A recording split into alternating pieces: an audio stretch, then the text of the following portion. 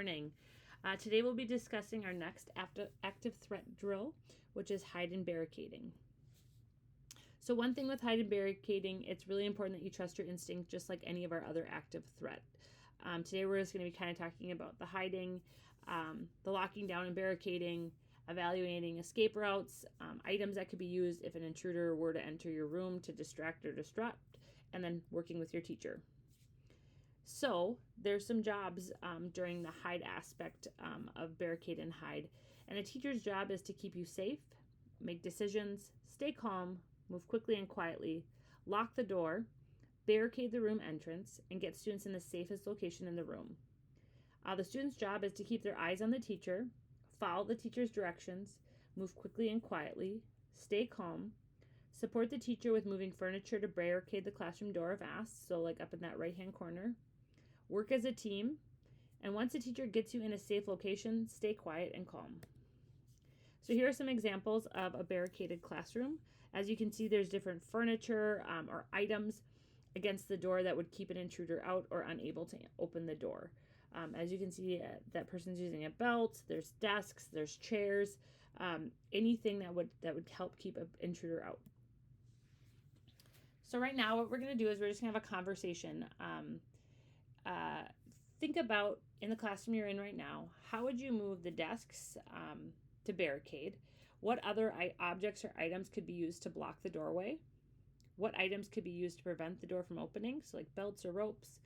And where should all individuals in the room go once the door is barricaded?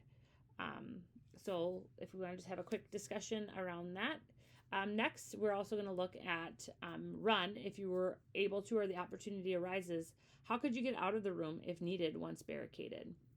And then let's also have a discussion about what items could you use to make your way out of the building or classroom. So as a class, why don't we pause quick and answer these questions about how we would move desks or items to block. Is there any other items we could use to prevent keep the door closed? Where should we go once that the doorway is barricaded?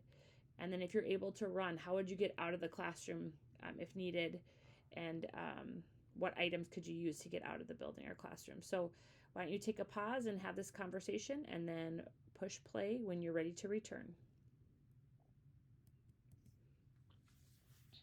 Next, we're going to look at interrupting the intruder stuff if that's necessary.